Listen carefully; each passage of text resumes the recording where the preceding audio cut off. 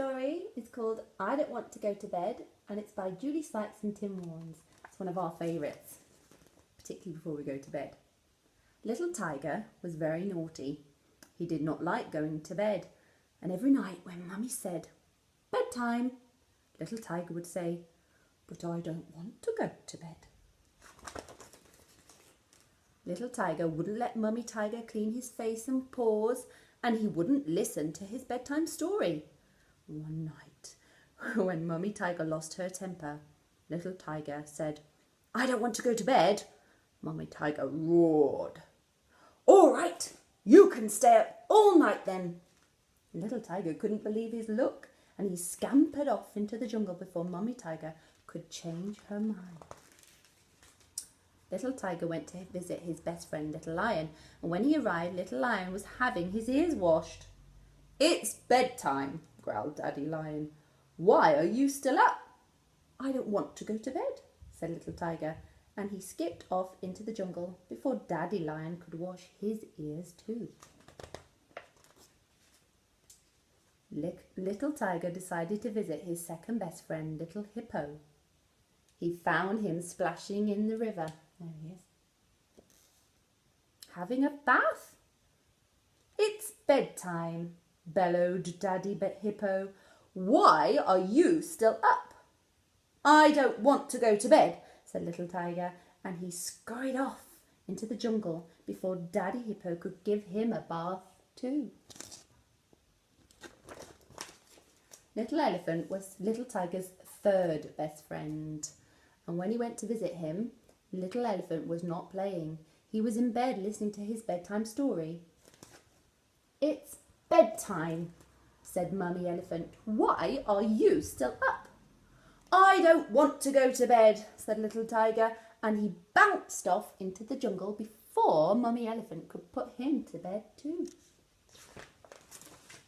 Little Tiger thought he would go and find Little Monkey, his fourth best friend. There he found Mummy Monkey first, and she put a finger to her lips and whispered, "Little Monkey's asleep." "Why are you still awake?" "There she is, look," telling him, "Shh." "I don't want to go to bed," Little Tiger whispered back, and quickly he tiptoed into the jungle before Mummy Monkey made him fall asleep too. Little Tiger didn't know where to go next.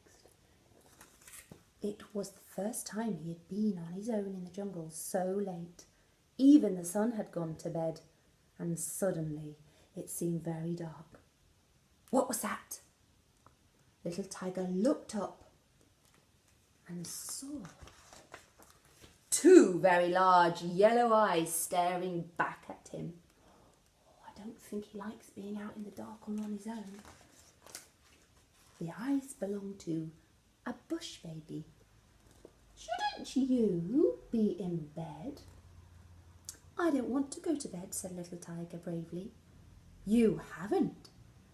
"That's because I go to bed when the sun rises," said Bush Baby. "Fancy going to bed in the lovely sunshine," thought Little Tiger, and he shivered and thought how cold and dark it was in the jungle at night. Maybe he's changing his mind. "I'm going to take you home," said Bush Baby. "Your mummy and daddy will be worried about you." "I don't want to go to bed. I don't want to go home." But he didn't want to be left alone in the dark either. So Little Tiger followed Bush Baby through the jungle. He was glad of her big bright eyes to show him the way back home. "We're nearly there," said Bush Baby, as Little Tiger's steps became slower and slower. What's happening to Little Tiger? "I don't want to," said Little Tiger sleepily, dragging his paws. "Ah, there you are, just in time for bed." "I don't want to," yawned Little Tiger as he fell fast asleep. Mummy Tiger tucked him up and then turned to Bush Baby. But the den was empty. Bush Baby had disappeared into the jungle before Mummy Tiger could tuck her up too. Wonder if you can spot her. Now you can find this book online or in an English shop. Have you ever not wanted to go to bed before? I've got two little tigers who sometimes don't want to go to bed. But a nice story before bedtime always helps them feel a little bit sleepier. All right, good night and keep learning.